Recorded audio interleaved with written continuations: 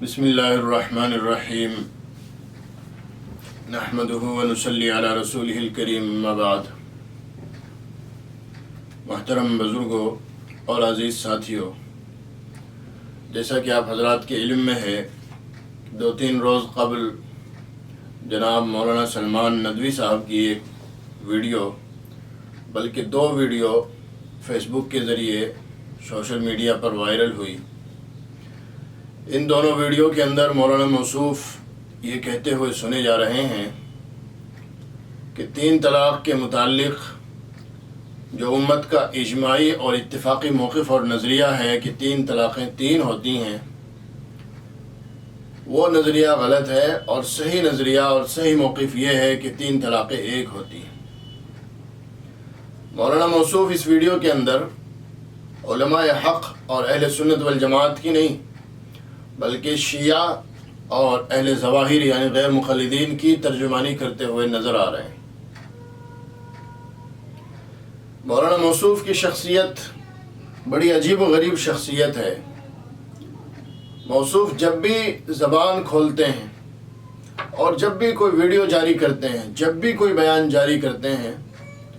وہ ہمیشہ اختلافی اور انتشار پیدا کرنے والا بیان ہوتا ہے۔ گویا مولانا موصوف نے ٹھیکہ لے لیا ہے کہ وہ امت کو کبھی بھی متحد اور متفق نہیں ہونے دیں گے، اور امت کو ہمیشہ جب تک زندہ رہیں گے باہم دست و گریبان رکھیں گے۔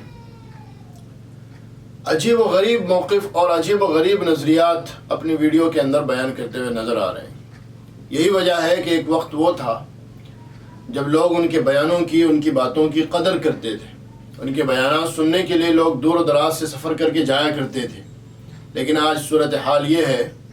کہ موصوف مجبور ہوئے اس بات پر کہ بند کمرے میں بیٹھ کر اپنے کیمرے کے ذریعے ویڈیو بنائیں اور امت کے اندر پھیلائیں، کیونکہ لوگوں نے اپنے جلسوں میں، اپنے پروگراموں میں موصوف کو بلانا چھوڑ دیا ہے۔ اور صرف یہ موصوف کی خصوصیت نہیں ہے، کوئی بھی عالم دین اگر عالم ہو کر اس طرح کی غیر مہذب اور ناشائستہ حرکتیں کرے گا تو امت اس کی کوئی قدر نہیں کرے گی، اور امت کی نظر میں اسی طریقے سے ذلیل اور رسوا ہوگا۔ ہمیں موصوف کی شخصیت پر اور موصوف کی حالت پر بڑا رحم آتا ہے اور بڑا ترس آتا ہے کہ کہاں تو وہ زمانہ تھا جب لوگ دیدار کو ترستے تھے، اور آج کہاں وہ زمانہ ہے کہ لوگ چاروں طرف سے لعنت اور پھٹکار بھیج رہے ہیں۔ خیر، موصوف کی ذات سے متعلق ہم بقیہ گفتگو انشاءاللہ ویڈیو کے اندر آگے کریں گے۔ ابھی تو جو طلاق کا مسئلہ موصوف نے چھیڑا ہے اس کے تعلق سے گفتگو کرنا چاہتے ہیں۔ ابھی آپ کو معلوم ہے کہ حکومت نے بھی ایک 3 طلاق کے متعلق ظالمانہ قانون نافذ کیا ہے، جو شریعت کے بھی خلاف ہے، فطرت کے بھی خلاف ہے، انسانیت کے بھی خلاف ہے۔ ایسے وقت میں امت کے اندر اتحاد اور اتفاق کی ضرورت تھی، لیکن مولانا سلمان ندوی صاحب، ان کے حواریین اور غیر مقلدین یہ کبھی نہیں چاہتے کہ امت متحد ہو جائے اور متفق ہو جائے۔ یہی وجہ ہے کہ جیسے ہی مولانا سلمان ندوی صاحب نے بیان جاری کیا، ان کے حواریین نے اسے پھیلانا شروع کر دیا، اور اس کے بعد پھر غیر مقلدین نے بھی اسے وحی الہی سمجھ کر آگے سے آگے شیئر کرنا شروع کر دیا۔ اس سلسلے میں اصل موقف کیا ہے، ہم پہلے اس کے تعلق سے گفتگو کرتے ہیں اور اصل مسئلے پر روشنی ڈالتے ہیں۔ مولانا سلمان ندوی صاحب نے 3 طلاق کے تعلق سے 2 باتیں کہی ہیں، 2 دعوے کیے ہیں۔ پہلا دعویٰ تو یہ کہ 3 طلاق 3 ہوتی ہیں، 3 طلاق یہ 3 نہیں بلکہ 1 ہوتی ہیں۔ یہ احادیث کی روشنی میں یہ بات ثابت ہوتی ہے۔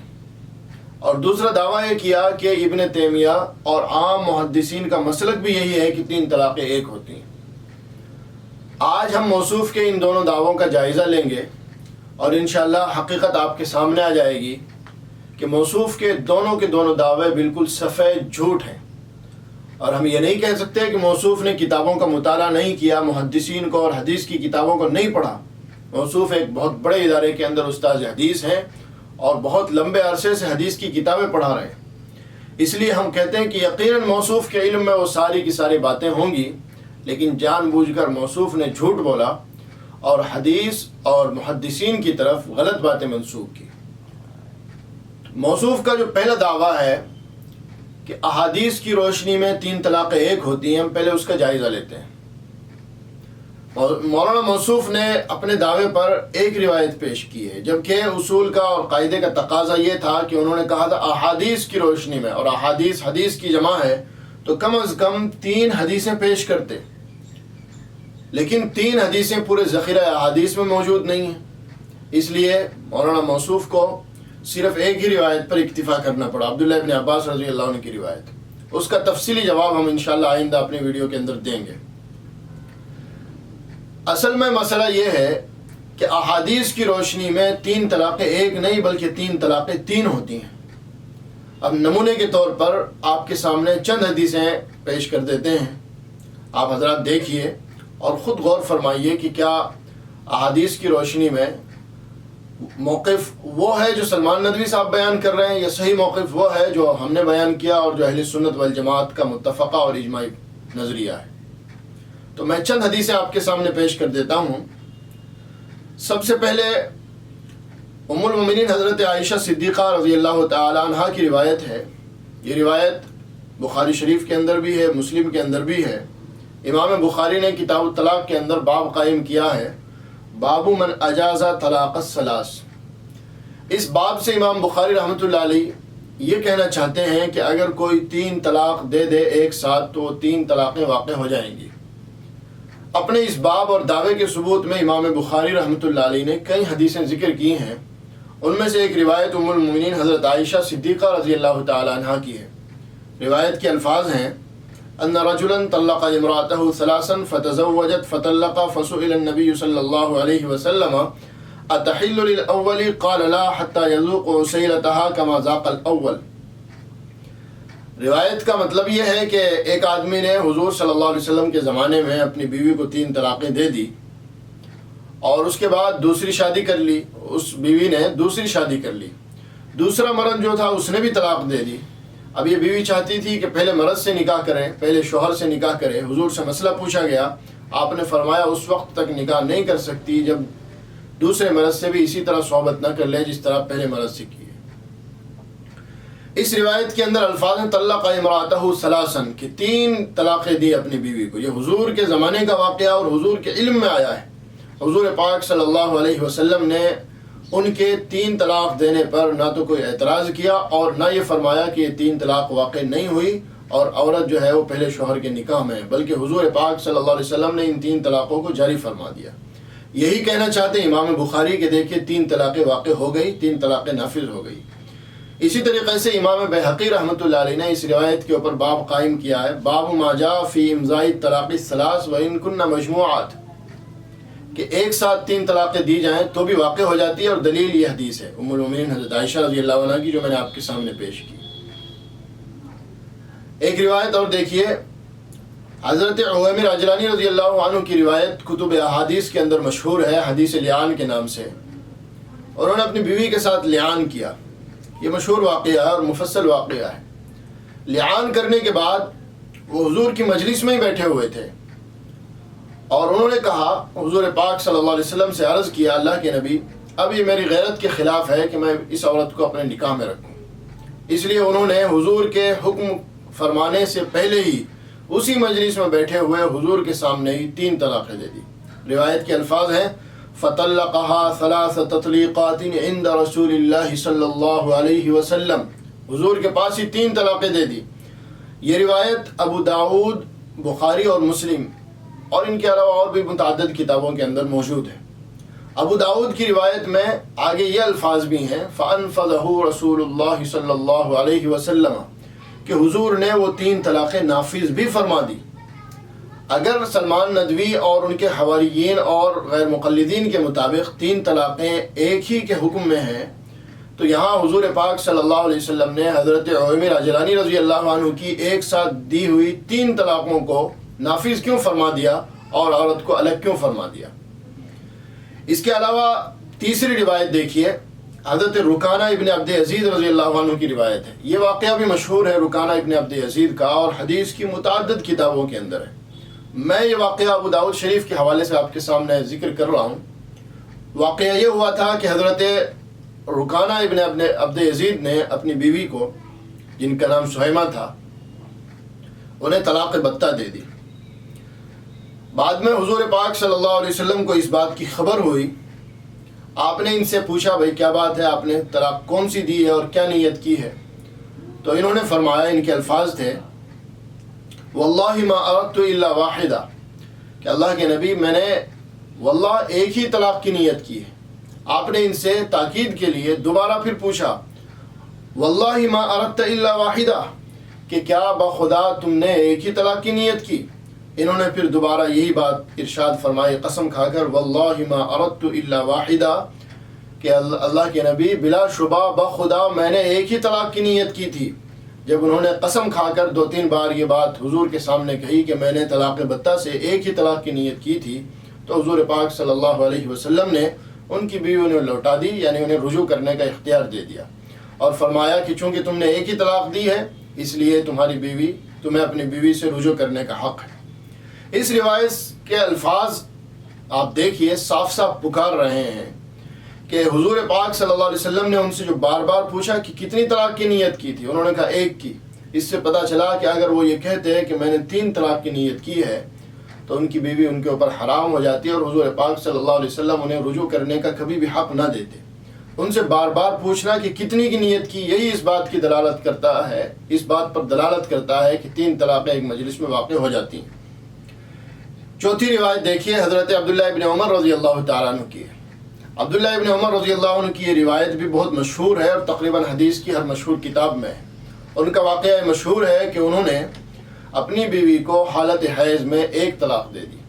حضرت عمر رضی اللہ عنہ نے یہ واقعہ حضور کے سامنے جا کر بتایا کہ عبداللہ نے اپنی بیوی کو حالت حیض میں 1 طلاق دی ہے. حضور پاک صلی اللہ علیہ وسلم غصہ ہوئے, کیونکہ حالت حیض میں بیوی کو طلاق دینا یہ ناجائز ہے, شریعت اور سنت کے خلاف ہے. حضور پاک صلی اللہ علیہ وسلم ناراض ہوئے اور حضرت عمر رضی اللہ عنہ سے فرمایا مرہ فلیراجعھا, اسے جا کر کہو کہ رجوع کر لے, اور بعد میں اگر طلاق دینی ہی ہے تو صحیح طریقے پر شریعت کے اصول کے مطابق سنت کے مطابق 3 طلاقیں دے. چنانچہ حضرت عبداللہ ابن عمر رضی اللہ تعالیٰ عنہ نے اس بات سے رجوع کر لیا. بعد میں وہ لوگوں کے سامنے یہ مسئلہ بتایا کرتے تھے. لوگ ان سے پوچھتے کہ حضرت آپ نے 1 طلاق دی تھی, حضور نے رجوع کرنے کا اختیار دے دیا, اگر آپ نے 3 طلاقیں دے دی ہوتی اسی وقت حالت حیض میں ہی تو کیا پھر بھی آپ کو رجوع کرنے کا اختیار مل جاتا؟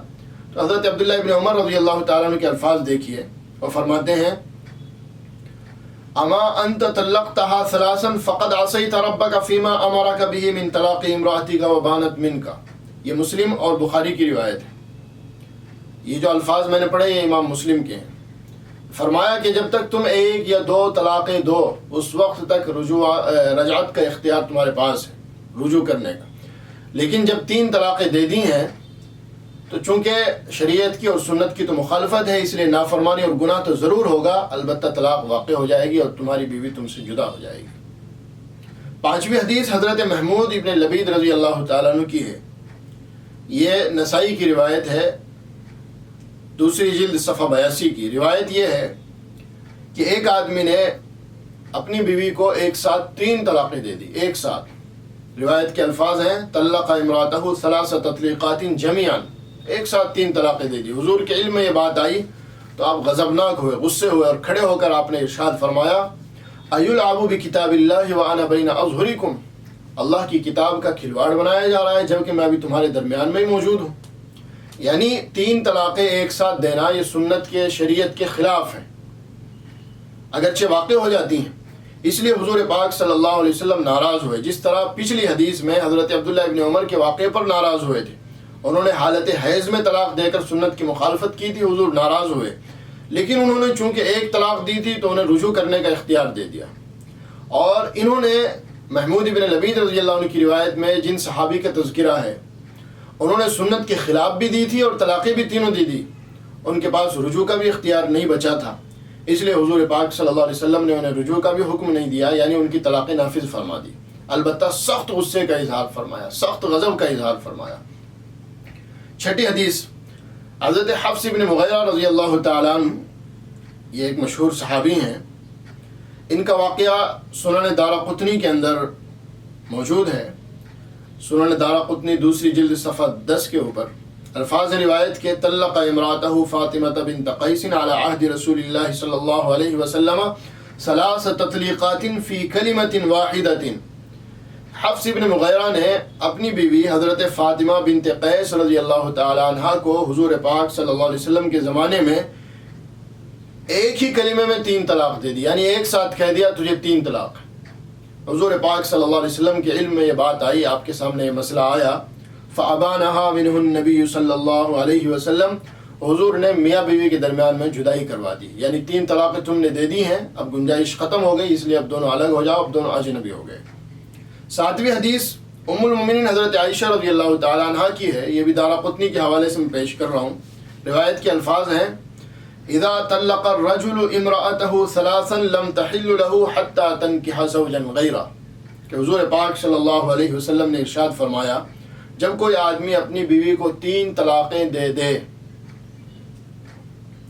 تو پھر وہ اس کے لیے حلال نہیں رہتی، حرام ہو جاتی، اجنبی ہو جاتی، طلاق واقع ہو جائے گی، طلاق بائن، عورت اور مرد کے درمیان جدائی ہو جائے گی۔ اب وہ طلاق دینے والے مرد کے لیے حلال نہیں رہتی، حلال ہونے کی صرف ایک ہی شکل ہوتی ہے کہ وہ کسی اور مرد سے نکاح کر لے اور پھر وہ اسے طلاق دے دے، نکاح کرنے کے بعد پھر وہ پہلے مرد سے شادی کر سکتی ہے۔ 8ویں حدیث حضرت حسن ابن علی رضی اللہ عنہ کی روایت ہے، یہ روایت بھی بہت مشہور ہے اور متعدد حدیث کی کتابوں میں بہت تفصیل کے ساتھ یہ واقعہ مذکور ہے۔ واقعہ یہ ہے کہ حضرت حسن ابن علی رضی اللہ عنہ کی بیوی تھی جن کا نام تھا عائشہ۔ جب حضرت علی رضی اللہ تعالیٰ عنہ کی شہادت کی خبر آئی تو یہ حضرت حسن رضی اللہ تعالیٰ عنہ کے پاس دوڑی ہوئی آئی اور آ کر کہا کہ خلافت کی مبارکباد قبول کیجیے۔ حضرت حسن رضی اللہ تعالیٰ عنہ کو ان کی یہ بات اتنی بری لگی کہ میرے والد کے انتقال کی شہادت کی خبر آئی اور اسے خلافت کی سوچ رہی، تو انہوں نے غیرت میں آ کر اپنی بیوی سے کہا اذهبی انت طالق ثلاثا، کہ جا تجھے 3 طلاق، غصے میں کہہ دیا۔ اب جب انہوں نے یہ الفاظ کہے تو بیوی کو مسئلہ معلوم تھا، وہ آج کل کے غیر مقلدین کی طرح نہیں تھی، انہیں مسئلہ معلوم تھا کہ جب ایک ساتھ 3 طلاقیں دے دی جائے تو واقع ہو جاتی ہے اور عورت اور مرد کے درمیان سارے تعلقات ختم ہو جاتے ہیں۔ تو حضرت عائشہ خثامیہ عدت کے اندر بیٹھ گئی اپنے پردے وغیرہ کے ساتھ میں۔ بعد میں جب عدت پوری ہوئی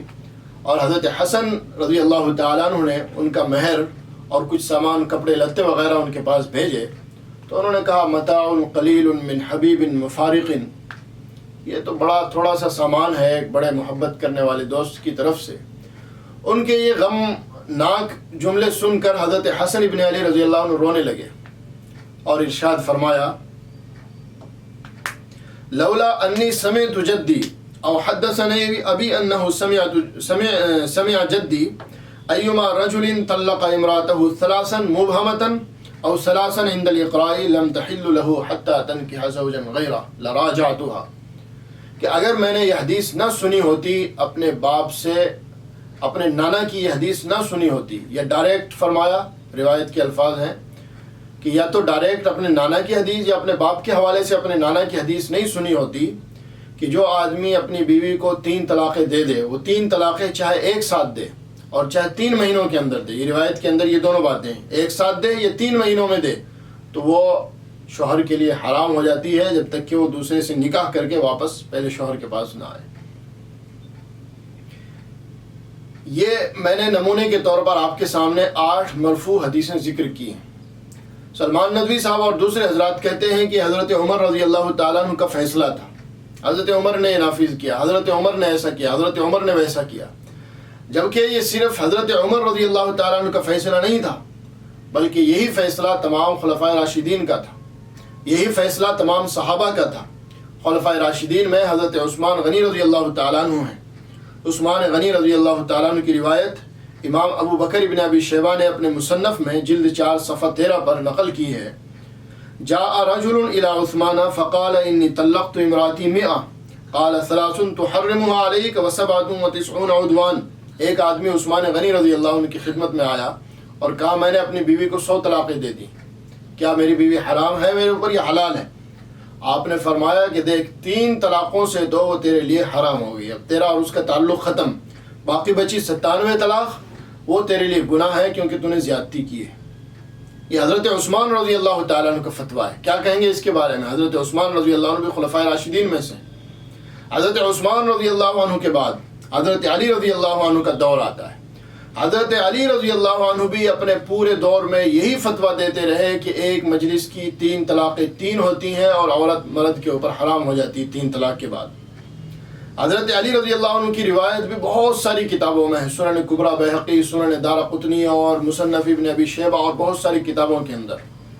روایت کے الفاظ ہیں: جاء رجل الى علی فقال انی طلقت امراتی الفا قال الثلاث تحرمها علیک واقسم سائرہن بین اہلک. ایک آدمی آیا کہ میں نے اپنی بیوی کو 1000 طلاقیں دے دی. حضرت علی رضی اللہ عنہ نے فرمایا کہ 3 طلاقوں سے تو تمہارے درمیان میں جدائی ہو گئی، باقی کی جو طلاقیں بچی ہیں 997 اب وہ تیرے پاس میں محفوظ ہیں، اگر اور تیرے پاس بیویاں ہوں تو ان میں تقسیم کر دے. یعنی اس کی بیوقوفی کے اوپر طنز کیا حضرت علی رضی اللہ تعالیٰ عنہ نے، لیکن فتویٰ اور فیصلہ یہی کیا کہ 3 طلاقیں واقع ہو گئی اور میاں بیوی کے درمیان میں رشتہ ختم ہو گیا. تو پتہ چلا احادیث کی روشنی میں 3 طلاقیں 3 ہوتی ہیں اور عورت اور مرد کے درمیان میں تعلقات ختم ہو جاتے ہیں. اور خلفائے راشدین میں صرف حضرت عمر رضی اللہ عنہ کا یہ فیصلہ نہیں بلکہ حضرت عثمان رضی اللہ عنہ کا فیصلہ بھی یہی ہے، حضرت علی رضی اللہ عنہ کا فیصلہ بھی یہی ہے. اور صرف خلفائے راشدین کا نہیں، تمام کے تمام صحابہ کا متفقہ فیصلہ یہی ہے. جب حضرت عمر رضی اللہ عنہ نے یہ فیصلہ کیا اس وقت ہزاروں صحابہ موجود تھے اور بڑے بڑے فقہاء محدثین صحابہ تھے. کسی ایک صحابی سے بھی کوئی روایت ایسی نہیں ملتی کہ انہوں نے حضرت عمر رضی اللہ عنہ کے اس فیصلے پر اعتراض کیا ہو، جبکہ اس وقت کی حالت یہ تھی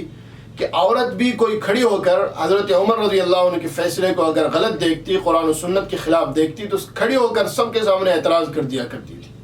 کئی واقعی اس طرح کی کتابوں میں ملتے ہیں کہ حضرت عمر رضی اللہ عنہ کے فیصلے پر عورتوں نے بھی اعتراض کیا ہے. اور یہاں بڑے بڑے صحابہ موجود ہیں، کسی ایک نے بھی حضرت عمر رضی اللہ عنہ کے اس فیصلے پر اعتراض نہیں کیا بلکہ ان کے فیصلے کو تسلیم کر لیا. یہی وجہ ہے کہ تمام صحابہ اپنی زندگی میں یہی فتوے دیتے رہے جب تک دنیا میں رہے کہ 3 طلاقیں دینے والا اپنی بیوی سے الگ ہو جاتا ہے اور میاں بیوی کا تعلق ختم ہو جاتا ہے. احادیث کی کتابوں میں سنن دارقطنی، سنن کبریٰ بیہقی، مصنف ابن ابی شیبہ وغیرہ کے اندر بطور خاص حضرت عبداللہ ابن عباس، عبداللہ ابن عمر، عبداللہ ابن مسعود، عبداللہ ابن عمر ابن عاص، ام المومنین حضرت عائشہ، حضرت ام سلمہ،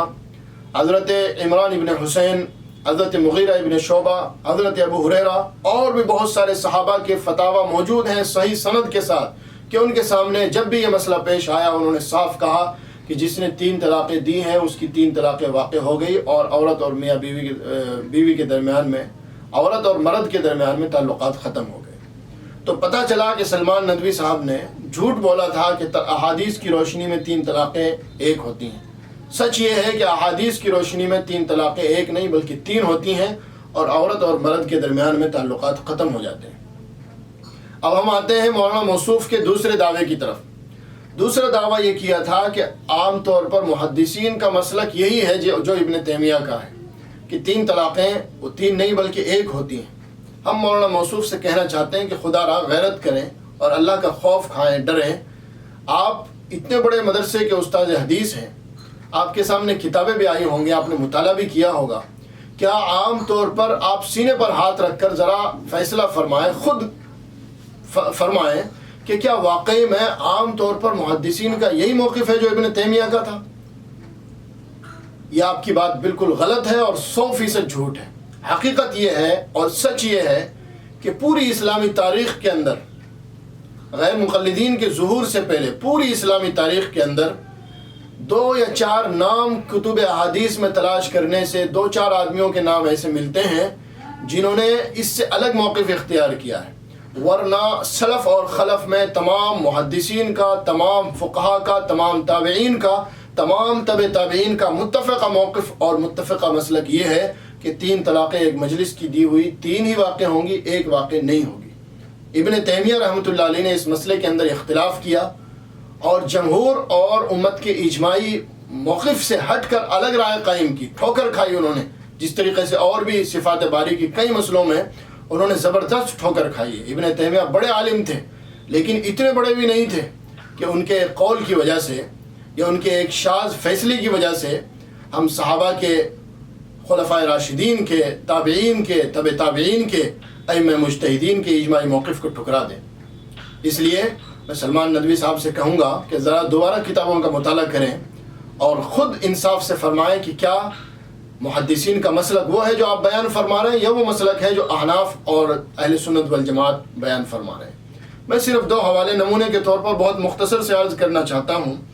حافظ ابن حجر رحمۃ اللہ علیہ فتح الباری کے اندر 9ویں جلد صفحہ 314 کے اوپر فرماتے ہیں من قال لا يقع الطلاق اذا اوقعها مجموعة للنهي عنه وهو قول للشیعہ وبعض اہل الظاہر، کہ ایک ساتھ دی ہوئی 3 طلاقوں کے ایک ہونے کا جو قول ہے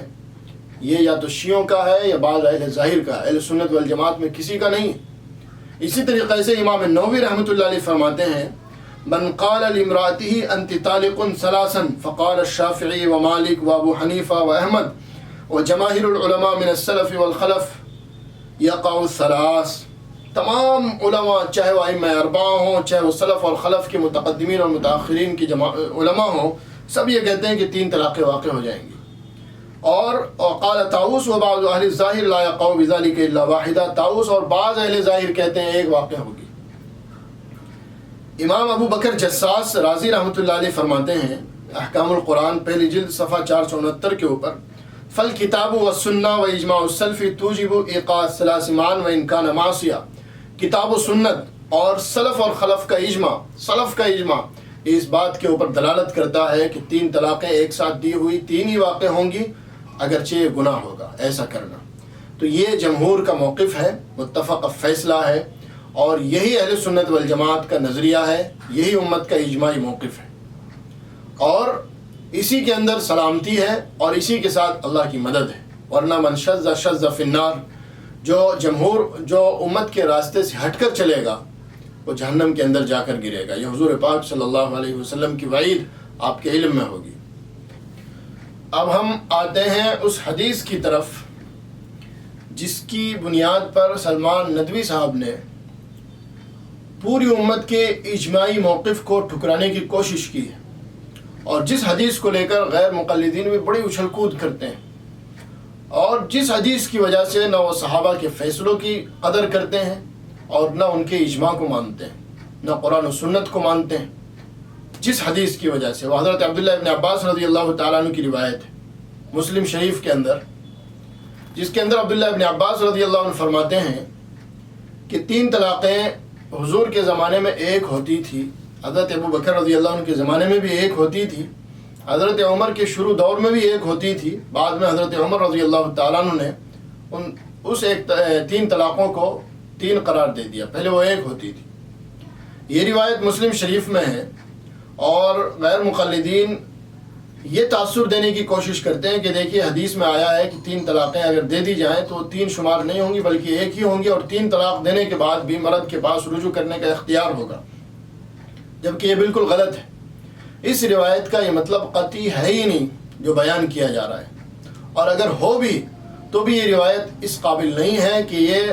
قرآن و سنت کے سینکڑوں مضبوط دلائل کے سامنے، اجماع امت کے سامنے، صحابہ اور خلفائے راشدین کے اجماع کے سامنے ٹک سکے۔ اس روایت کے علماء نے متعدد جواب دیے ہیں، میں ان میں سے چند جواب آپ کی خدمت میں نقل کرنا چاہتا ہوں۔ پہلا جواب تو یہ ہے کہ متعدد علماء نے، محدثین نے، اساتین فن نے اس روایت کی سند کے اوپر اور اس کے متن کے اوپر سخت کلام کیا ہے، اور اس روایت کو ضعیف قرار دیا ہے، صراحت کے ساتھ ضعیف قرار دیا ہے۔ بعض علماء نے تو یہ فرمایا کہ چونکہ عبداللہ ابن عباس رضی اللہ عنہ کے بہت سارے شاگرد ہیں، اور ان کے اندر صرف ایک شاگرد طاؤوس نے یہ الفاظ بیان کیے جو غیر مقلدین نقل کرتے ہیں، جو مسلم شریف میں، باقی تمام شاگردوں نے نقل کیا عبداللہ ابن عباس سے وہ مسلک جو ان کا حقیقی مسلک ہے کہ 3 طلاقیں 3 ہی واقع ہوں گی اگر کوئی دے دے تو۔ صرف ایک طاؤوس نے ان سے الگ روایت کی تمام شاگردوں سے، تو یہ طاؤوس کی روایت دیگر تمام شاگردوں کے سیغہ اور حفاظ کے خلاف ہے، اس لیے یہ روایت شاذ ہے۔ یہ موقف ہے امام بہقی رحمۃ اللہ علیہ کا، جو انہوں نے سنن کبریٰ کے اندر وضاحت کے ساتھ بیان کیا ہے۔ اس کے علاوہ حافظ ابو عمر ابن عبد البر رحمۃ اللہ علیہ تو صاف صاف یہ فرماتے ہیں کہ یہ روایت وہم اور غلط ہے، یہ طاؤوس کا یا کسی اور راوی کا وہم ہے اور بالکل غلط ہے، ایسا ہوا ہی نہیں ہے۔ حضرت عبداللہ ابن عباس رضی اللہ تعالیٰ عنہ کی روایت صحیح روایت وہ ہے جس میں وہ بیان کرتے ہیں کہ 3 طلاقیں 3 ہی ہوتی ہیں، اور امام ابن عبد البر رحمۃ اللہ علیہ کے علاوہ اور بھی متعدد محدثین نے اس روایت کے اوپر کلام کیا ہے۔ امام قرطبی رحمۃ اللہ علیہ نے اپنی تفسیر کے اندر اس روایت کو مضطرب قرار دیا ہے۔ اسی طرح ابن العربی مالکی شارح ترمذی نے بھی اس روایت کو ضعیف قرار دیا ہے۔ امام بہقی، امام احمد بن حنبل، امام ابن رشد، ابو جعفر ابن نحاس وغیرہ متعدد محدثین نے اس روایت کی صحت کے بارے میں سخت کلام کیا ہے، اور اگر ان لوگوں کے نام بھی شمار کر لیے جائیں جنہوں نے ان بزرگوں کے اقوال نقل کیے ہیں، جیسا کہ محدثین کا اور اصولیین کا قاعدہ ہے کہ اپنی بات کی تائید میں کسی کی بات کو بغیر رد کے بیان کرنا یہ اس سے موافقت کی دلیل ہوتا ہے، تو سینکڑوں کی تعداد میں ہو جائیں گے وہ شرح جو اس روایت کے اوپر کلام کرنے والے ہیں۔ اگر اس روایت کے اوپر تفصیلی کلام دیکھنا ہو تو حافظ ابن حجر رحمۃ اللہ علیہ کی فتح الباری اور امام قرطبی رحمۃ اللہ علیہ کی تفسیر وغیرہ کے اندر یہ تفصیلی کلام دیکھا جا سکتا ہے۔ ایک جواب تو اس کا یہ ہے۔ دوسرا جواب اس کا یہ دیا گیا ہے کہ روایت تو صحیح ہے، لیکن اصل میں اس کا مطلب وہ نہیں جو بیان کیا جا رہا ہے، بلکہ اس کا مطلب یہ ہے کہ روایت غیر مدخول بہا کے حق میں ہے، یعنی یہ مسئلہ اس عورت کے حق میں ہے جس کا نکاح تو ہو چکا ہو لیکن ابھی وہ شوہر کے پاس نہ گئی ہو، خلوت نہ ہوئی ہو، شوہر کی اس سے ملاقات نہ ہوئی ہو۔ یہ مسئلہ اس عورت کے حق میں ہے۔ اسے اگر 3 طلاقیں دے گا تو وہ 3 طلاقیں ایک ہی ہوں گی، کیونکہ اسے 3 طلاق دینے کی ضرورت نہیں، 1 طلاق سے ہی وہ شوہر کے نکاح سے خارج ہو جائے گی۔ اب ایک ہی طلاق سے جب نکاح ختم ہو رہا ہے تو باقی کی جو 2 طلاقیں ہیں وہ طلاقیں بیکار ہیں، اور اسی لیے فرمایا کہ 3 طلاقیں جو ہے یہ ایک ہی ہیں، یہ غیر مدخول بیاہ کے حق میں ہے۔ اور یہ کوئی ہوائی فائر نہیں، بلکہ عبداللہ ابن عباس رضی اللہ تعالیٰ عنہ کی اسی روایت میں بعض کتابوں کے اندر غیر مدخول بیاہ کے الفاظ لکھے ہوئے ہیں۔ چنانچہ ابو داؤد کے اندر اور سنن بہقی کے اندر امام بہقی رحمۃ اللہ علیہ نے صحیح سند کے ساتھ میں حضرت عبداللہ ابن عباس رضی اللہ عنہ کی اس روایت میں جو الفاظ نقل کیے ہیں وہ الفاظ ہیں: کان الرجل اذا طلق امرأته 3 قبل ان يدخل بها جعلوها واحدة على عهد رسول الله صلی اللہ علیہ وسلم وابی بکر وصدرا من خلافت عمر۔ یہ روایت بہقی سنن کبریٰ جلد 7 صفحہ 355 اور ابو داؤد پہلی جلد صفحہ 299 پر موجود ہے، جس میں یہ الفاظ موجود ہیں کہ یہ حکم غیر مدخول بہا کا ہے، عام عورتوں کا یہ حکم نہیں، یہ صرف اس عورت کا ہے جس کا نکاح ہو چکا ہو لیکن وہ عورت ابھی مرد کے پاس نہ گئی ہو، رخصتی نہ ہوئی ہو، مرد اور عورت کے درمیان خلوت صحیحہ نہ ہوئی ہو، یہ صرف اس عورت کا حکم ہے۔ اور اس کے بارے میں جمہور علماء کا یہی موقف ہے کہ وہ 1 طلاق دینے سے ہی جو ہے بائنہ ہو جائے گی اور مرد سے اس کا نکاح ختم ہو جائے گا۔ اور یہی مسئلہ عبداللہ ابن عباس رضی اللہ عنہ بیان کر رہے ہیں کہ حضور کے زمانے میں بھی یہی تھا، وہاں 1 ہی طلاق دیا کرتے تھے لوگ۔ حضرت ابو بکر کے زمانے میں غیر مدخول بیاہ کو 1 ہی طلاق دیا کرتے تھے، کیونکہ انہیں پتا تھا 1 ہی طلاق کافی ہے اس کے لیے، نکاح ختم کرنے کے لیے۔ حضرت عمر رضی اللہ عنہ کے دور میں آ کر لوگ اسے بھی غیر مدخول بیاہ کو بھی 3 طلاقیں دینے لگے، جو غلط تھا۔ اس کے اوپر حضرت عمر رضی اللہ عنہ نے ناراضگی اظہار فرمائی اور اعلان فرمایا کہ 3 طلاقیں دو یا جس طرح بھی دو نافذ ہو جائیں گی، اور اس کے اوپر جو شرعی حد ہے وہ بھی حضرت عمر رضی اللہ عنہ نے جاری فرمائی۔ تو اس لیے یہ روایت جمہور علماء کے اور اجماع امت کے بالکل خلاف نہیں بلکہ ان کے حق میں ہے۔ تیسرا جواب اس روایت کا یہ ہے کہ حضرت عبداللہ ابن عباس رضی اللہ عنہ جو ارشاد فرماتے ہیں کانت الثلاث تجعل واحدہ، کہ 3 طلاقیں یہ حضور کے اور حضرت ابو بکر کے دور میں ایک ہوتی تھی، تو اس کا مطلب یہ نہیں ہے کہ اس وقت لوگ 3 طلاقیں دے کر ایک سمجھتے تھے اور حضرت عمر رضی اللہ عنہ کے دور میں حضرت عمر نے فیصلہ فرما دیا کہ 3 طلاقیں دینے کے بعد 3 مانی جائیں گی، نہیں، بلکہ اس کا مطلب یہ ہے کہ حضور پاک صلی اللہ علیہ وسلم کے دور میں لوگ شریعت اور سنت کے مطابق طلاق دیتے تھے، اور شریعت اور سنت طریقہ طلاق دینے کا یہ ہے کہ 3 طلاقیں جو دی جائیں گی وہ ایک ایک کر کے دی جائیں، ایک ساتھ نہ دی جائیں۔ تو یہ جو فرمایا حضرت عبداللہ ابن عباس نے مسلم کی روایت میں کہ کانت الثلاث تجعل واحدہ، کہ 3 طلاقیں ایک ہوتی تھی، تو اس کا مطلب یہ ہے کہ 3 طلاقیں ایک ایک کر کے دی جاتی تھی۔ حضرت ابو بکر کے دور میں بھی یہی مسئلہ رہا کہ لوگ 3 طلاقوں کو ایک ساتھ نہیں بلکہ ایک ایک کر کے دیا کرتے تھے۔ حضرت عمر کے شروع دور میں بھی یہی مسئلہ رہا، لیکن آخر میں لوگوں نے بے اعتدالی سے کام لینا شروع کر دیا، بے احتیاطی کرنا شروع کر دی، لوگوں نے ایک ساتھ 3 طلاقیں دینا شروع کر دی، جس کے اوپر حضرت عمر رضی اللہ عنہ نے ناراضگی کا اظہار فرمایا اور فیصلہ فرمایا کہ اگر کوئی 3 طلاق دے گا تو 3 طلاقیں تو نافذ ہوں گی اسے جو ہے سزا بھی دی جائے گی۔ تو یہاں مسئلہ یہ نہیں بیان کیا کہ پہلے 3 طلاقوں کو 3 دے کر 1 سمجھتے تھے اور بعد میں 3 سمجھنے لگے، بلکہ مسئلہ یہ بیان کیا کہ پہلے لوگوں کی عادت تھی کہ وہ 3 طلاقوں کو 1 کر کے دیا کرتے تھے 3 مہینے کے اندر، اور حضرت عمر رضی اللہ عنہ کے دور میں بے اعتدالی سے کام لیتے ہوئے 3 طلاقوں کو ایک ساتھ دینے لگے۔ تو یہ لوگوں کی عادت بدل جانے کا بیان ہے، اصل حکم کے بدل جانے کا بیان نہیں ہے۔ اور یہ جو میں نے اس حدیث کا جو مطلب بیان کیا ہے، یہ مطلب بڑے بڑے شراح نے اور بڑے بڑے محدثین نے بیان کیا ہے۔ امام نووی کی شرح مسلم کے اندر تفصیل کے ساتھ اس کے تعلق سے وضاحت لکھی ہے، اور محدثین میں امام خطابی، علامہ زرقانی، امیر یمانی وغیرہ بہت سارے حضرات نے اسی مطلب کو ترجیح دی ہے کہ یہ عادت بدلنے کا بیان ہے۔ چوتھا جواب اس روایت کا یہ ہے کہ اس روایت میں جو عبداللہ ابن عباس رضی اللہ عنہ نے فرمایا کہ لوگ حضور کے دور میں 3 طلاقوں کو 1 سمجھتے تھے، ابو بکر رضی اللہ عنہ کے دور میں 3 طلاقوں کو 1 سمجھتے تھے، تو اس کا مطلب یہ ہے کہ حضور کے دور میں اگر لوگ کچھ کام کر رہے ہیں تو کوئی ضروری نہیں کہ وہ اس کی اطلاع حضور صلی اللہ علیہ وسلم کو ہو بھی جائے۔ اگر اس کام کی اطلاع حضور کو ہو جاوے اور حضور اس کے اوپر سکوت فرما لیں تو یقیناً وہ کام جائز ہو جاوے گا اور سنت ہو جاوے گا۔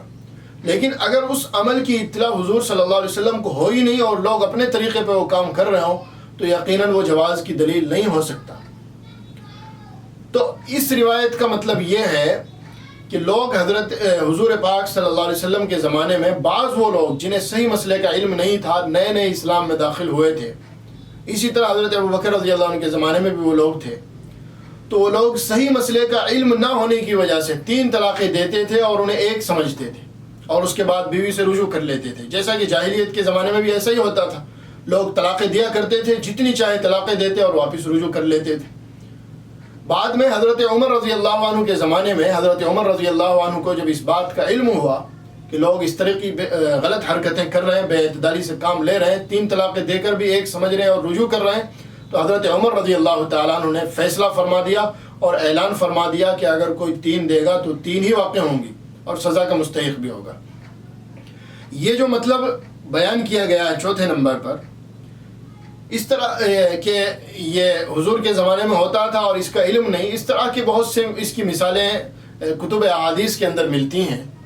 ایک روایت نمونے کے طور پر میں پیش کرتا ہوں، مسلم شریف کے اندر ہی امام مسلم رحمۃ اللہ علیہ نے ایک روایت ذکر کی ہے، مسلم شریف پہلی جلد کے صفحہ 451 کے اوپر، متع کے تعلق سے سیدنا جابر بن عبداللہ رضی اللہ عنہ کی روایت ہے۔ روایت کے الفاظ ہیں: كنا نستمتع بالقبضة من التمر والدقيق الأيام على عهد رسول الله صلی اللہ علیہ وسلم وابی بکر حتى نہى عنه عمر۔ بالکل سیم واقعہ ہے کہ ہم حضور پاک صلی اللہ علیہ وسلم کے دور میں اور حضرت ابو بکر رضی اللہ عنہ کے دور میں کھجور کی 1 مٹھیوں کے بدلے یا کچھ غلے کے بدلے عورتوں سے متع کیا کرتے تھے، یہاں تک کہ حضرت عمر رضی اللہ عنہ کا دور آیا اور آپ نے ہمیں اس سے منع فرما دیا۔ اب دیکھیے، جس طرح 3 طلاقیں حضور کے دور میں دے کر 1 سمجھتے تھے، حضرت ابو بکر کے دور میں دے کر 1 سمجھتے تھے، اسی طرح کچھ لوگ حضور کے دور میں متع کرتے تھے، حضرت ابو بکر رضی اللہ عنہ کے دور میں متع کرتے تھے، حضرت عمر رضی اللہ عنہ نے روکا،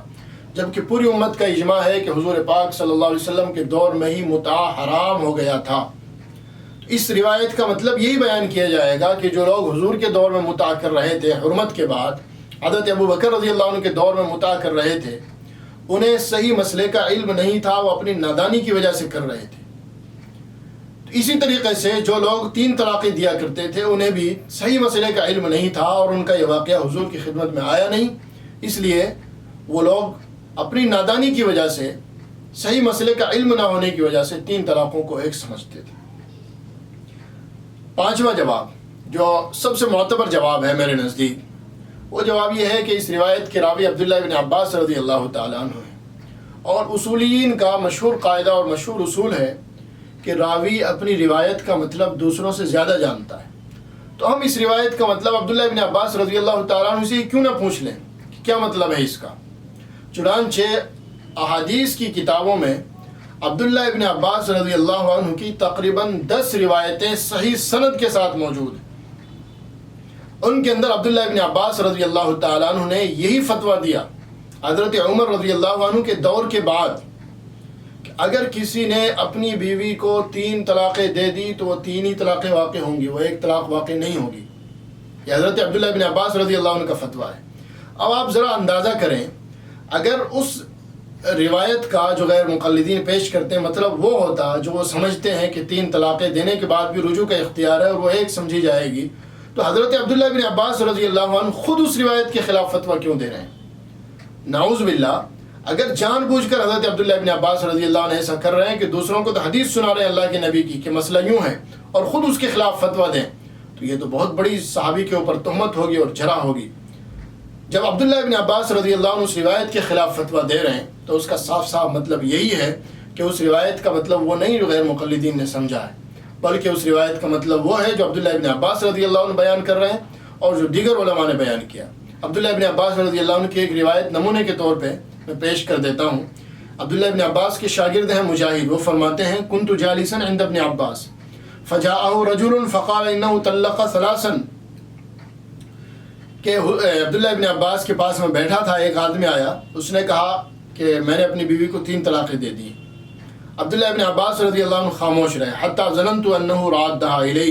مجاہد کہتے ہیں ان کی خاموشی دیکھ کر میں سمجھا کہ شاید رجوع کا حکم دے دیں گے،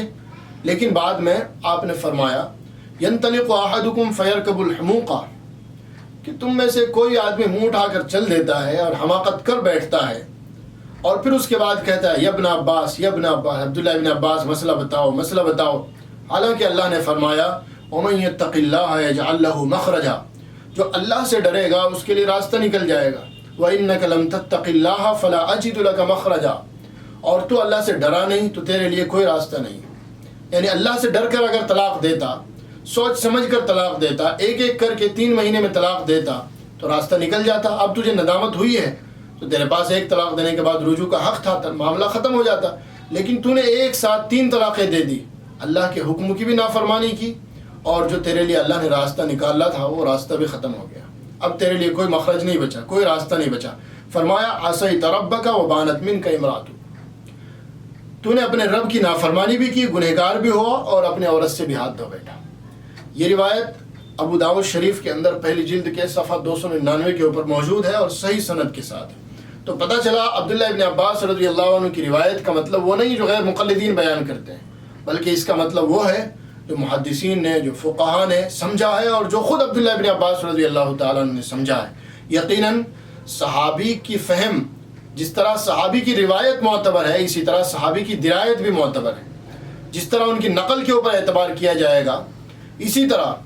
ان کے فہم اور ان کے بتائے ہوئے مطلب کے اوپر بھی اعتبار کیا جائے گا۔ تو عبداللہ ابن عباس رضی اللہ عنہ کے قول کی روشنی میں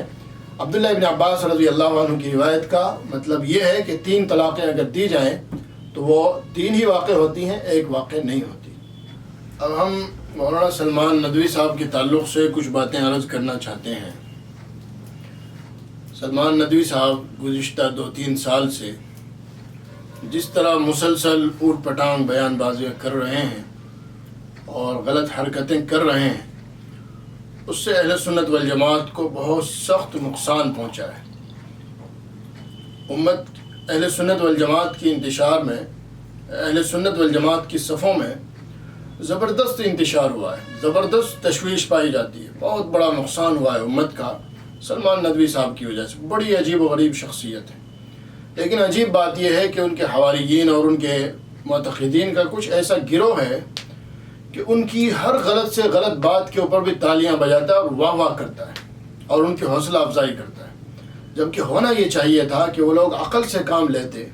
اور مولانا موصوف کی قربت کا فائدہ اٹھا کر ان کے پاس بیٹھتے اور انہیں سمجھانے کی کوشش کرتے کہ مولانا آپ جو حرکتیں کر رہے ہیں یہ غلط ہے، اس سے امت کا نقصان ہو رہا ہے۔ انہیں ان کے غلط بیانوں سے باز رکھنے کی کوشش کرتے، لیکن بجائے اس کے انہیں روکنے کی کوشش کریں، ان کا ساتھ دیا، ان کی حوصلہ افزائی کی، ان کے ہر غلط عمل میں ان کے دست بازو بن کر کھڑے ہو گئے، ان کے شانہ بشانہ کھڑے ہو گئے، اور جن لوگوں نے ان کے بیان کی غلط باتوں کی تردید کی کوشش کی، الٹا انہیں تنگ نظر اور فتنہ پرور اور نہ جانے کیا کیا لقب دینے شروع کر دیے۔ ایک بہت بڑی جماعت ہے جو اس طرح کی حرکتیں کرنے پر تلی ہوئی ہے۔ حالانکہ سلمان ندوی صاحب کے بیانات اتنے خطرناک ہیں کہ الامان والحفیظ، انہیں چاہیے کہ فوراً توبہ کر لیں، ورنہ تو بہت برے انجام کا خطرہ ہے۔ اللہ ہم سب کے ایمان کی حفاظت فرمائے۔ گزشتہ دنوں کے اندر مولانا سلمان ندوی صاحب نے جو حرکتیں کی ہیں اور جو عجیب اوٹ پٹانگ طرح کی باتیں کی ہیں، میں چند باتیں آپ کے سامنے عرض کر دیتا ہوں تاکہ آپ کو معلوم ہو جائے کہ اس بندے کی حقیقت کیا ہے۔ انہوں نے پہلے تو کہا کہ قرآن پاک جو موجودہ قرآن ہے اس کی ترتیب غلط ہے، یہ ترتیب صحیح نہیں ہے، یہ جو 30 پارے ہیں یہ 30 پارے غلط ہیں، ٹھیک نہیں ہے، آیتوں کی ترتیب بھی صحیح نہیں ہے، اور یہ قرآن دوسری ترتیب کے ساتھ چھپنا چاہیے، اور پارے بھی الگ بننے چاہیے جس میں 30 پارے نہ ہوں بلکہ یا تو اس سے کم ہو یا اس سے زیادہ ہو۔ اب ظاہر سی بات ہے پوری امت جس قرآن کو مانتی ہے اور جس قرآن کے اوپر ایمان رکھتی ہے اس کے بارے میں اس طرح کے نظریات پھیلانا اور اس کی ترتیب کو غلط بتانا اور اس کی آیتوں کی ترتیب کو اوٹ پٹانگ بتانا، یہ کسی جاہل اور احمق کا ہی کام ہو سکتا ہے۔ قرآن کے تعلق سے امت کے اندر اضطراب پیدا کرنا اور امت کو یہ تاثر دینا کہ تمہارا قرآن بھی محفوظ نہیں ہے اور نعوذ باللہ تمہارے قرآن کی ترتیب بھی غلط ہے۔ الامان والحفیظ، حضرت مولانا تقی عثمانی صاحب دامت برکاتہم نے ایک بہت ہی بہترین اور قیمتی خط لکھ کر سلمان ندوی صاحب کو اس ارادے سے باز رہنے کی کوشش فرمائی تھی رکھنے کی، اور فرمایا تھا کہ آپ اس طرح کی حرکت نہ کریں ورنہ امت کا بہت بڑا نقصان ہوگا۔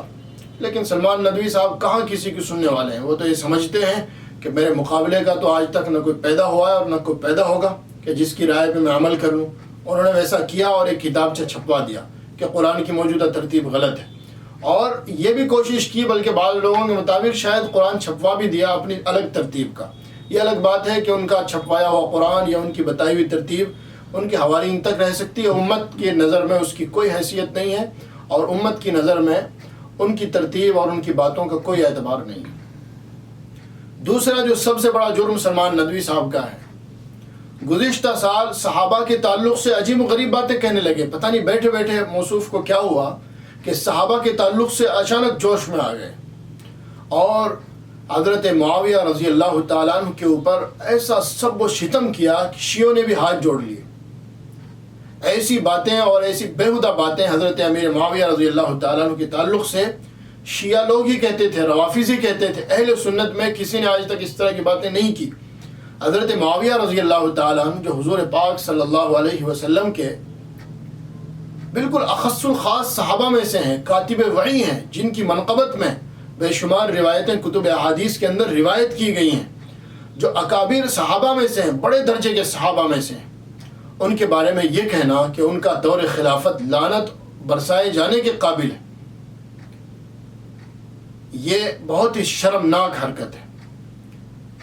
اور پھر صرف حضرت امیر معاویہ رضی اللہ عنہ پر اکتفا نہیں کیا بلکہ صحابیت کی ایسی عجیب و غریب تعریف کی کہ سلمان ندوی کی اس تعریف کی روشنی میں اگر دیکھا جاوے تو آدھے سے زیادہ صحابہ زمرہ صحابیت سے ہی خارج ہو جاتے ہیں۔ یعنی حضور کے ساتھ حجۃ الوداع میں جو لاکھوں صحابہ تھے وہ لاکھوں نہیں بچتے بلکہ چند سو صحابہ رہ جاتے ہیں۔ یعنی سلمان ندوی کے مطابق حضرت خالد بن ولید رضی اللہ تعالیٰ عنہ بھی صحابہ میں نہیں ہیں، حضرت مغیرہ بن شعبہ بھی صحابہ میں سے نہیں ہیں، حضرت ابو ہریرہ رضی اللہ تعالیٰ عنہ بھی صحابہ میں سے نہیں ہیں۔ ایسی عجیب و غریب حرکت انہوں نے کی، صحابہ کے تعلق سے اس طرح کے اوٹ پٹانگ بیان دیے۔ اللہ کے نبی نے ارشاد فرمایا تھا من عادى لي وليا فقد آذنته بالحرب، کہ میرے نیک بندوں سے جو دشمنی رکھے گا تو میری طرف سے اعلان جنگ سن لے۔ اور یہی وجہ ہوئی جب صحابہ سے دشمنی کا اظہار کیا تو اللہ تعالیٰ نے عقل ایسی مار دی کہ اب بولتے ہوئے یہ پتہ نہیں رہتا ہے موصوف کو کہ میں کیا بول رہا ہوں اور مجھے کیا کرنا چاہیے۔ ہم تو کہتے ہیں کہ مولانا موصوف سے دست بستہ ہاتھ جوڑ کر عرض کرتے ہیں کہ مولانا خدا کے لیے توبہ کر لو، خدا کے لیے توبہ کر لو۔ صحابہ کے بارے میں، سیدنا امیر معاویہ رضی اللہ عنہ کے بارے میں آپ نے جو کچھ اوٹ پٹانگ باتیں کہی ہیں ان سے توبہ کر لو، ورنہ تو انجام انتہائی خطرناک ہو سکتا ہے۔ اللہ آپ کی بھی حفاظت فرمائے اور ہماری بھی حفاظت فرمائے۔ اس کے بعد مولانا موصوف نے ایک کارنامہ اور انجام دیا، وہ یہ کہ پوری امت اتفاقی طور پر ہندوستان میں سارے مسلمان، کیا عوام کیا خواص، وہ بیچارے اپنی سی کوشش کر رہے ہیں کہ بابری مسجد کا مقدمہ لڑا جاوے اور کسی طریقے سے وہاں مندر نہ بننے پائے، اس جگہ کے اوپر جہاں اللہ کے لیے سجدے ہوئے ہیں واپس اس جگہ کو اللہ کے سجدوں سے آباد کیا جاوے. لوگ مقدمے بھی لڑ رہے ہیں, عدالتوں میں کیس چل رہے ہیں, اس کے لیے مسلمانوں نے کروڑوں اربوں روپے چندہ دیا ہے مسلم تنظیموں کو مقدمے لڑنے کے لیے. اور مسلم تنظیمیں, مسلم پرسنل لا بورڈ, جمعیت علماء ہند وغیرہ عدالت کے اندر, سپریم کورٹ کے اندر حکومت سے برسر پیکار ہے اس مسئلے کو لے کر. لیکن مولانا موصوف کو نہ جانے کیا سوجھی اور ہندو پنڈتوں کے ساتھ بیٹھ کر فیصلہ کر لیا کہ ہم تمہیں مندر دینے کے لیے تیار ہیں, آپ ہمیں دوسری جگہ زمین دے دو. یعنی جسے دوسرے الفاظ میں کہیں کہ مسجد کا سودا کر لیا. یہ مولانا موصوف نے حرکت کی اور پوری امت سے بالکل الگ جا کر یہ حرکت کی. اس کے علاوہ مولانا موصوف کچھ دنوں تک مسلم پرسنل لا بورڈ کے رکن ہوا کرتے تھے اور اس کے مجلس عاملہ کے بھی رکن تھے. لیکن نہ جانے کیا ہوا بابری مسجد کے مسئلے کے بعد کہ مولانا موصوف کی نظر میں مسلم پرسنل لا بورڈ ہی سب سے بیکار ادارہ. اور مولانا موصوف ٹی وی کے اوپر گئے, نیشنل ٹی وی کے اوپر, اور وہاں جا کر مسلم پرسنل لا بورڈ جو مسلمانوں کا متحدہ پلیٹ فارم ہے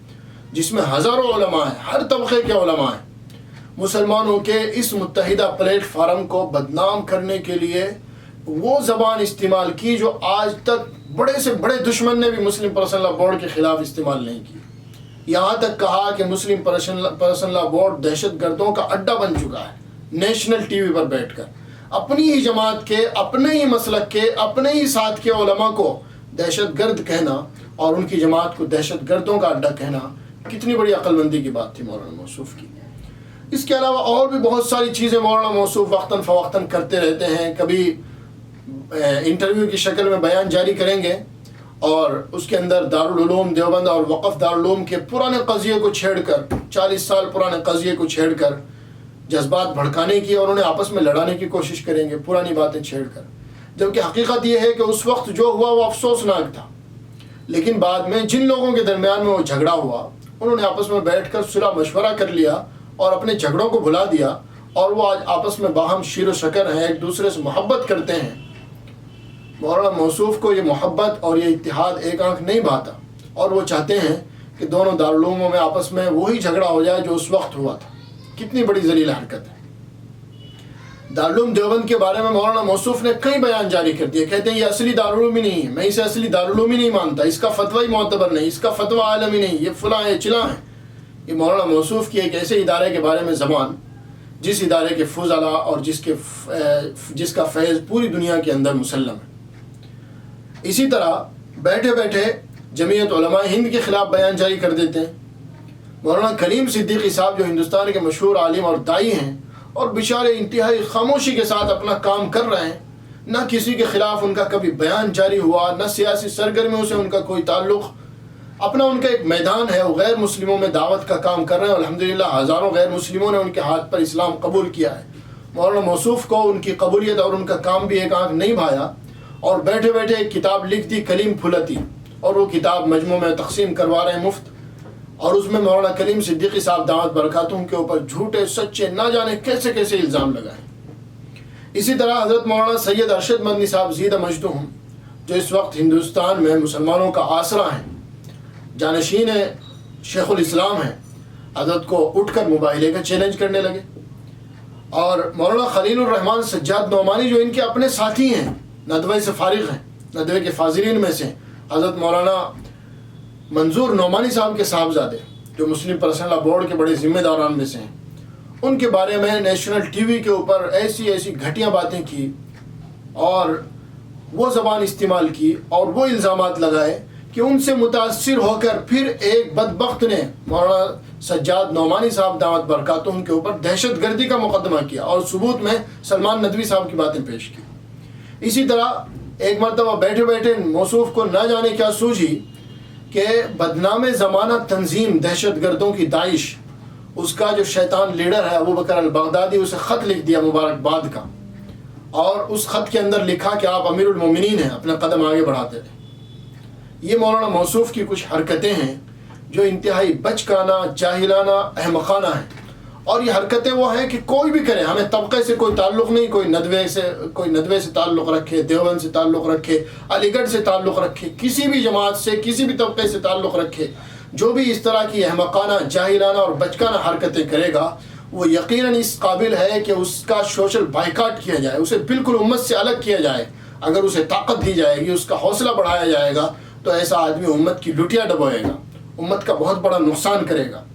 ہم مولانا موصوف سے کہنا چاہتے ہیں کہ خدا را اپنے ان عزائم سے اور ارادوں سے باز آ جائیں۔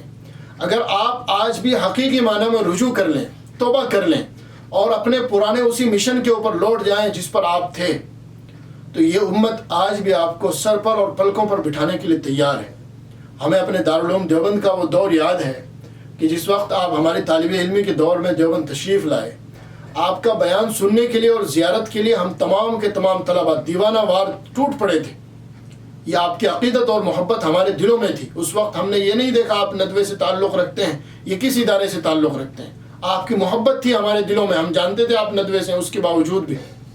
لیکن جب آپ نے اس طرح کی حرکت کی تو یقین مانیے آپ کی ساری محبت اور ساری عقیدت ہمارے دلوں سے نہیں، پوری امت کے دلوں سے ختم ہو گئی۔ اور آپ کے چند حواریین ہیں جو آپ کی ہر بات پر واہ واہ کرتے ہیں، وہ آپ کے خیر خواہ اور ہمدرد نہیں ہیں۔ اگر وہ آپ کے خیر خواہ اور ہمدرد ہوتے تو آپ کو سمجھاتے اور اس طرح کی حرکتوں سے آپ کو روکتے جن سے آپ کی بدنامگی ہو رہی اور ذلت ہو رہی ہے۔ اس لیے خدا را باز آئیں، امت کا ساتھ دیں، مسلم تنظیموں کا ساتھ دیں، مسلم پرسنل بورڈ کا ساتھ دیں، اداروں کا ساتھ دیں، اور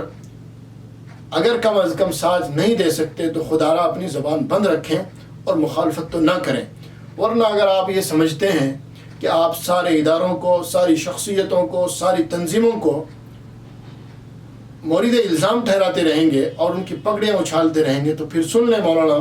کہ آپ کی دستار بھی اتنی مقدس نہیں ہے کہ اسے سر کے اوپر رکھا جائے، پھر یقیناً وہ بھی جوتوں میں روندی جائے گی، اور پھر آپ کو تکلیف نہیں ہونی چاہیے کہ لوگ میری عزت کیوں نہیں کرتے اور میری دستار کیوں روندتے ہیں۔ ہم تو دعا کرتے ہیں کہ اللہ تبارک و تعالی ہم سب کو ہدایت نصیب فرمائے، اور اللہ تبارک و تعالی آپ کو اسی پرانے مشن پر اور اسی پرانے طریقے پر لوٹنے کی توفیق عطا فرمائے جس طریقے پر آپ پہلے کام کرتے تھے۔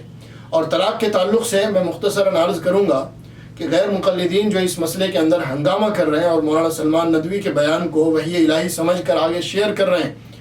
وہ ہوش کے ناخن لیں۔ آپ اس مسئلے کے اندر سراسر غلط ہیں، میں نے دلائل پیش کر دی ہیں۔ اگر پھر بھی تسلی اور اطمینان نہ ہوا ہو تو میں تسلی بخش اور اطمینان بخش گفتگو کے لیے تیار ہوں۔ جو بھی چاہیں، جو بھی معتبر آدمی جماعت کا، غیر مقلدین کی جماعت کا کوئی معتبر آدمی گفتگو کرنا چاہے تو وہ ناچیز سے رابطہ کریں، انشاءاللہ اس کی تسلی کے لیے اور اس کی اطمینان کے لیے یہ بندہ حاضر ہے۔ اللہ تبارک و تعالی ہم سب کو عمل کی توفیق عطا فرمائے۔ وآخر دعوانا ان الحمد للہ رب العالمین۔